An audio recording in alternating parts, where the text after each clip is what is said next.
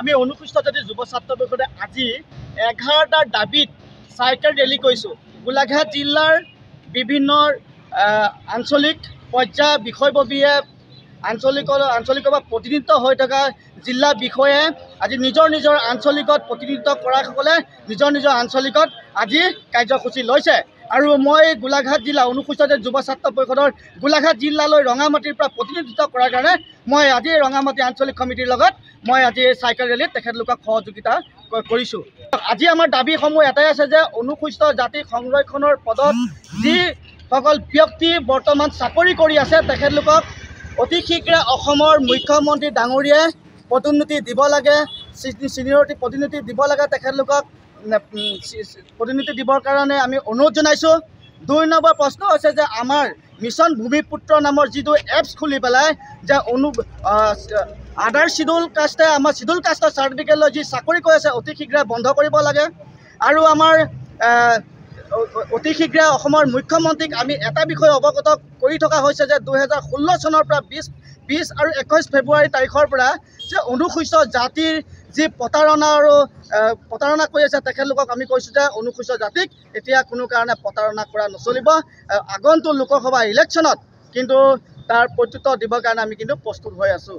যে চাওক চিধা স্পষ্ট কথা, আমি অনুসূচিত জাতি যুৱ ছাত্ৰ পৰিষদে কোনো কাৰণে আগতো মনা নাই, এতিয়াও নামানো। এটা স্পষ্ট কথা, জাতিৰ বদন জাতিৰ ঠিকা লোৱা গাদ্দাৰকেইটাক এই দীপাংকৰ নাথ আৰু আমাৰ প্ৰকাশ দাস এনেকৈ কেইজনমান জাতিৰ বদন জাতিৰ গাদ্দাৰ এইকেইজনক আপোনালোকক সংবাদ মাধ্যমত প্ৰচাৰ নকৰাটোৱে মই ভাল পাওঁ। এটা কাৰণে ভাল পাওঁ, তেখেতলোকে জাতিৰ গাদ্দাৰ, তেখেতলোকে অসমৰ ৰাইজক জনগণক উত্তেজিত কৰি পেলাই ৰাজপথলৈ আনি পেলাই যি তেখেতলোকে গাদ্দাৰ কৰিলে অসমৰ ৰাইজে কোনো কাৰণে তেখেতলোকক গ্ৰহণ কৰি নলয়। আৰু আমি অনুসূচিত যে যুৱ ছাত্ৰ গোলাঘাট জিলাৰ পৰা আমি এটা কথা সকীয়াই দিয়া হৈছোঁ, দীপাংকৰ নাথ আৰু এই যেন কি কয় আপোনাৰ প্ৰকাশ দাসক আমি সকীয়াই দিয়া বিচাৰিছোঁ, আপোনালোকে জাতিৰ বদন জাতিৰ গাদ্দাৰ আৰু আপোনালোকক অসমৰ ৰাইজে কোনো কাৰণে মানি নলয়। চাওক তেখেতলোকে সেই সময়ত যে ৰাজনীতিৰ দল গঠন কৰিলে যে লুইনজ্যোতি গগৈক যি তেখেতলোকে কৰিলে সেইটো আমি বুজিবলৈ বাকী নাই। কিন্তু লুইনজ্যোতি গগৈ যি তেখেতৰ নিজৰ স্থিতি আজিও অটল আছে আৰু তেখেত সদায় থাকিব আৰু তেখেতৰ লগত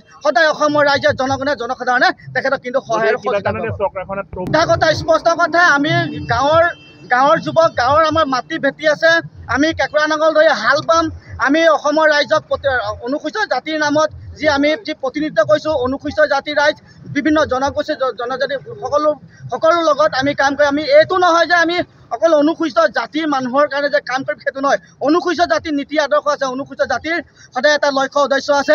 বিভিন্ন জনগোষ্ঠীৰ ভাষা ভাষীৰ মানুহৰ লগত কিন্তু আমাৰ কাম কাজ তেখেতলোকক আমি সহায় আৰু সহযোগিতা কৰোঁ, তেনেধৰণে আমাকো সহায় আৰু সহযোগিতা কৰে। এইটো নহয় যে অকল অনুসূচিত জাতিৰ ৰাইজে আমাক সহায় কৰে, সকলো কাৰণে আমি সকলো ৰাইজৰ কাৰণে সকলো পক্ষত আছোঁ।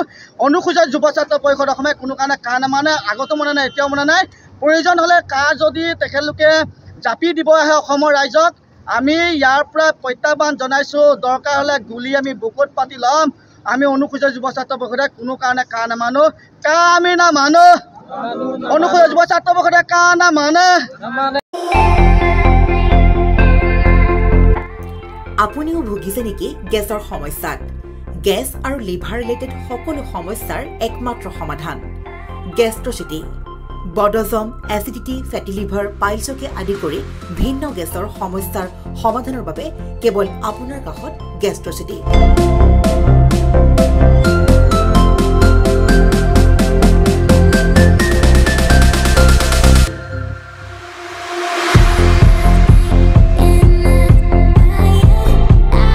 ভিজিট কৰক গেষ্ট্ৰচিটি, গুৱাহাটী, হাতীগাঁও চাৰিআলি।